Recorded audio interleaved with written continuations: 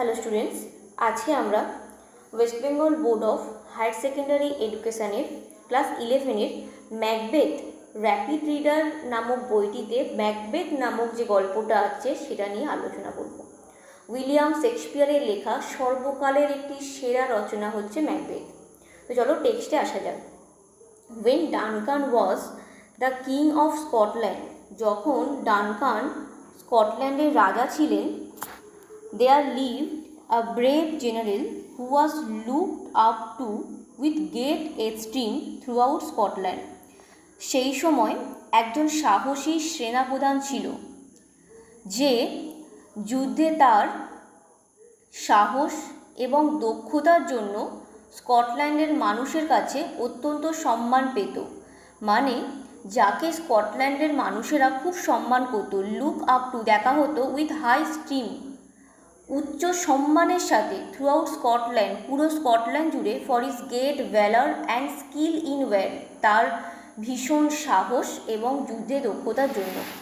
He was also a close relative of the old king, সে বৃদ্ধ রাজার একজন নিকট আত্মীয় ছিল বা ঘনিষ্ঠ আত্মীয় ছিল। হি ওয়াজ ম্যাকবেথ, তিনি ছিলেন Macbeth, the thane of Glamis, গ্লেমিসের জায়গিরদার। অফ লেট, সম্প্রতি, হি ডিফিটেড, সে পরাজিত করেছিল এ রেবেল আর্মি, একটি বিদ্রোহী সেনাদলকে, assisted by the troops of Norway, নরওয়ের সেনাবাহিনীর মদতপুষ্ট বা সহায়তা প্রদানকারী একটি সেনা দলকে সে পরাজিত করেছিল। হি defeated a rebel army assisted by the troop of Norway in great number. সম্প্রতি সে বিশাল সংখ্যক নরওয়ের সেনাবাহিনীর মদতপুষ্ট বিদ্রোহী সেনাদের এক বাহিনীকে পরাজিত করেছিল। হি emerged as Valor's minion, Valor's minion মানে প্রচণ্ড সাহস, and Bellona's bridegroom, Bellona is the Roman goddesses of war, আর ব্রাইডগ্রুম মানে হচ্ছে বর বা হাজবেন্ড। তো তার এতই সাহস যে তাকে বেলোনার ব্রাইডগ্রুম এরকম একটা উপাধি দেওয়া হচ্ছে। হিজ ভ্যালর অ্যান্ড কারেজ, তার সাহস এবং উৎসাহ, demanded praise from all and sundry, সকলের কাছ থেকে প্রশংসিত হয়েছিল। দ্য টু স্কটিশ জেনারেল, দুজন স্কটিশ সেনাপ্রধান, ম্যাকবেথ অ্যান্ড ব্যাঙ্কো, ম্যাকবেথ এবং Banquo, were returning from the great battle, এই মহাযুদ্ধ শেষে ফিরছিল। There was thunder and lightning, সেখানে ছিল বিদ্যুতের ঝলক এবং বজ্রপাত।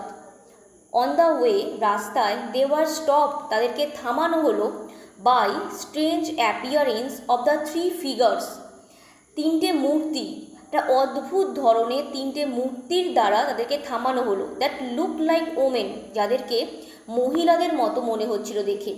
Except that they had beard, শুধুমাত্র বা যদিও তাদের দাড়ি ছিল। অ্যান্ড দেয়ার উইদার স্কিন, তাদের শুকানো চামড়া। অ্যান্ড ওয়াইল্ড ড্রেসেস, বন্য পোশাক, made them look like আনআর্থলি creature, তাদেরকে দেখে মনে হচ্ছিল তারা অপার্থিব কোনো প্রাণী। দে ওয়ার ডান্সিং, তারা নাচছিল। দে ওয়ার সিঙ্গিং, তারা গান গাইছিল। Fair is foul and foul is fair, যা কিছু সুন্দর তাই খারাপ, যা কিছু খারাপ তাই সুন্দর। Hover through the fog and filthy air, কুয়াশা ও ঘন নোংরা বাতাসে এরা ভেসে বেড়ায়। As they saw the two generals, যখন তারা দুজন সেনা প্রধানকে দেখল, the first witch saluted Macbeth with the title of thane of Glamis, প্রথম ডাইনি তাকে সম্বোধন করল গ্লেমিসের জায়গিরদার বলে।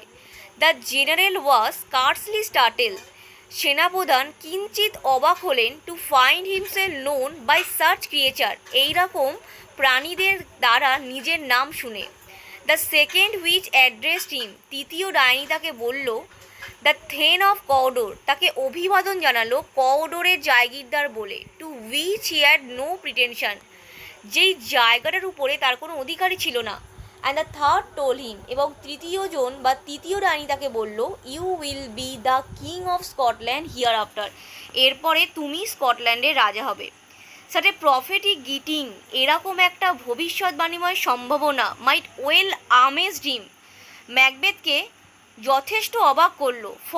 কারণ হি নিউ, তিনি জানতেন দ্যাট যে as long as the king Son survive, যতদিন রাজার সন্তানরা বেঁচে আছেন, he could scarcely hope to succeed to the thrown, তার সিংহাসন আরোহণ করার ন্যূনতম বা সামান্য আশাও ছিল না।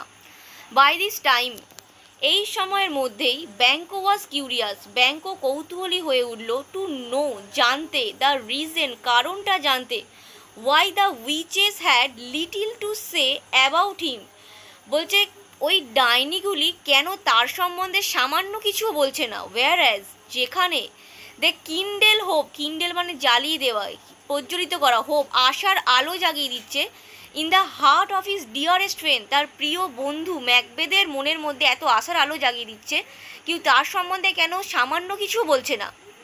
সো তাই দ্য উইচেস টার্ন টুয়ার্ডস ব্যাঙ্কো, তাই ডাইনিগুলি ব্যাঙ্কো দিকে ঘুরল, অ্যান্ড টোল্ড হিম, তাকে বলল, ইন সামওয়াট রিডলিং টার্ম, কিছুটা ধাঁধার ছলে তাকে বলল, to be lesser than Macbeth, ম্যাকবেথের থেকে কম, অ্যান্ড গেটার, কিন্তু বেশি, নট সো হ্যাপি, অতটাও খুশি নয়, বাট মাচ হ্যাপিয়ার, আরও অনেক খুশি।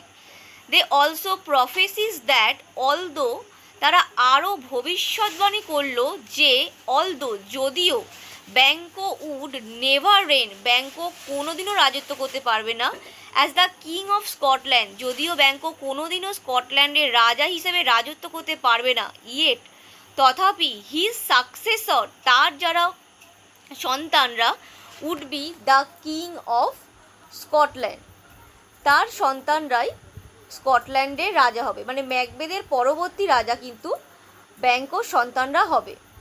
And then they turned into the thin air and vanish, তারপর তারা হালকা বাতাসের দিকে ঘুরল এবং উদা হয়ে গেল।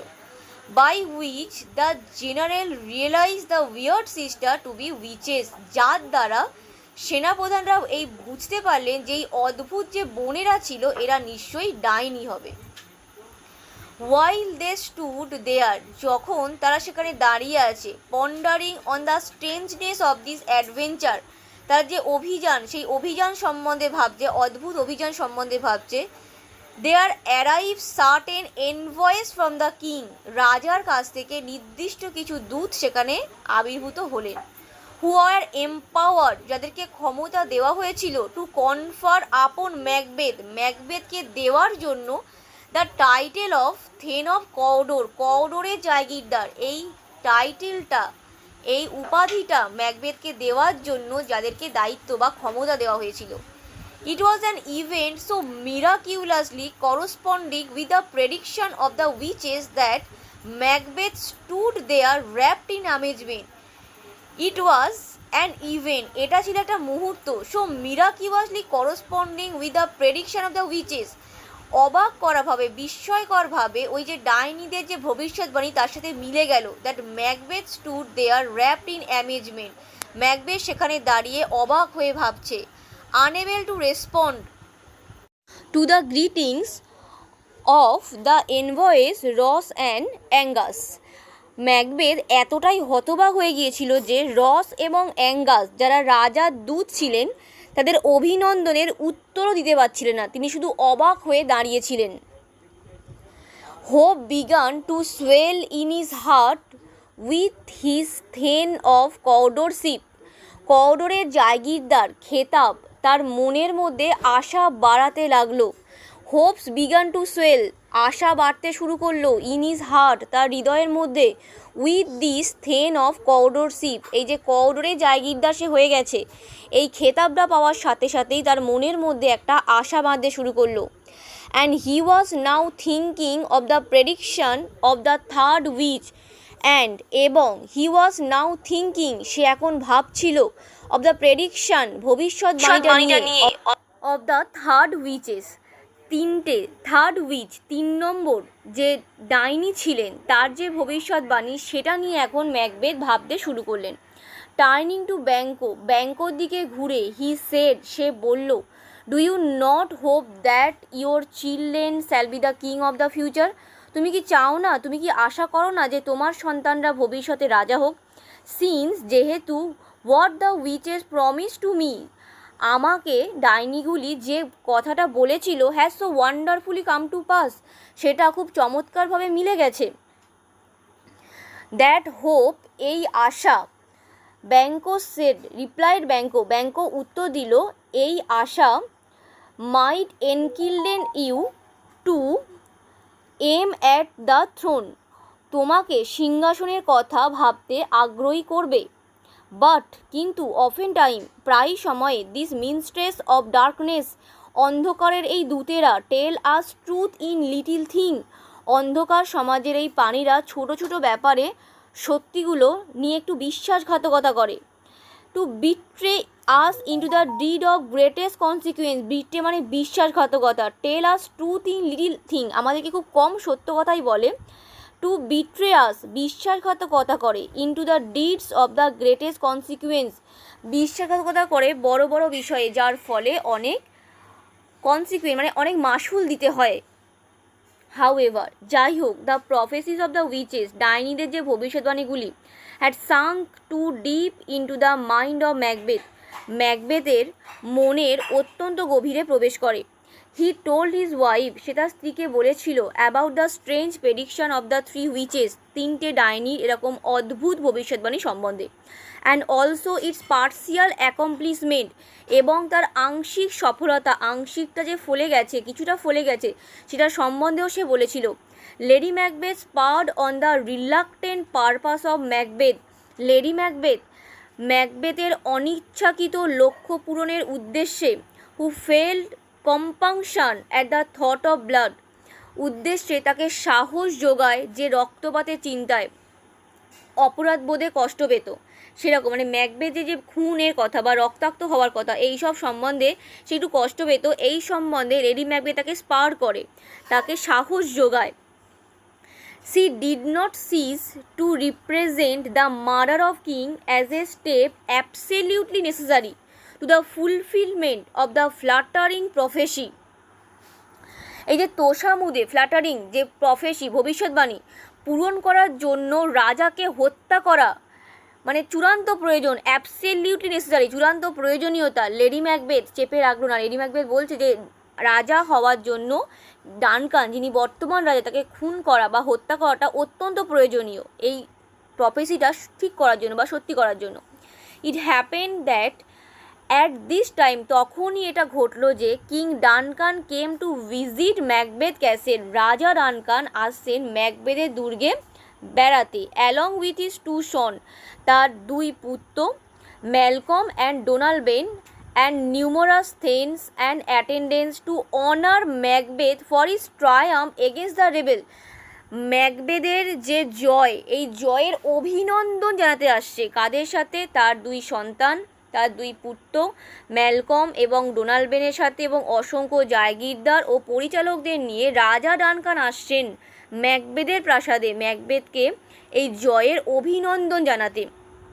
ইনভারনেস, এই যে ইনভারনেস, দ্য ক্যাসেল অফ ম্যাকবেথ, এটা ছিল ম্যাকবেথের দুর্গের নাম। ওয়াজ প্লিজেন্টলি সিচুয়েটেড, খুব মনোরম ছিল। সিচুয়েটেড অন দ্য হিল, একটি পাহাড়ের উপর অবস্থিত ছিল। অ্যান্ড এয়ার অ্যারাউন্ড ইট, এর চারদিকে যে বাতাস, ওয়াজ সুইট অ্যান্ড হোলসাম, ছিল মধুর এবং স্বাস্থ্যকর। The nest that swallows or the martlets had build, swallow এবং মার্নেট পাখির দল বাড়িতে বাসা বানিয়েছিল। Under all the jutting friezes and buttresses of the building, বাড়ির কার্নিশের বাইরে বেরিয়ে থাকা কারুকার্যের অংশ এবং বাড়ির যে পিলারগুলো থাকে, স্তম্ভগুলো থাকে, তার উপরে বা তার মধ্যে এই পাখিগুলো, দুটো পাখির নাম এখানে উল্লেখ করা হয়েছে, এই পাখিগুলো বাসা বানিয়েছিল। The king was extremely please, রাজা অত্যন্ত মুগ্ধ হলেন, অত্যন্ত খুশি হলেন। As he enter the palace, যখন তিনি প্রাসাদে প্রবেশ করলেন, not only for is wonderful ambience, এর অত্যন্ত মানে পারিপার্শ্বিক যে সুন্দর পরিবেশ তার জন্য নয়, but also due to the attention and the respect of his hostess lady Macbeth, এর যে গৃহকর্ত্রী লেডি ম্যাকবেথ যে অভ্যর্থনা এবং লেডি ম্যাকবেথের পরিচর্যা ও সমাদর এইসব দেখে রাজা ডানকান খুবই মুগ্ধ হলেন। Lady Macbeth, who had developed the art of camouflaging her treacherous purpose with smile and charming ethic. Lady Macbeth যে তার এই সুন্দর মৃদু হাসি ও প্রীতিপূর্ণ এই যে ব্যবহার দিয়ে তার যে উদ্দেশ্য ছিল, যে হত্যা করার উদ্দেশ্যটাকে, সেটাকে কৌশলে ঢেকে রাখার পারদর্শিতা লাভ করেছিল, সেটাকে খুব কৌশলে ঢেকে রেখেছিল।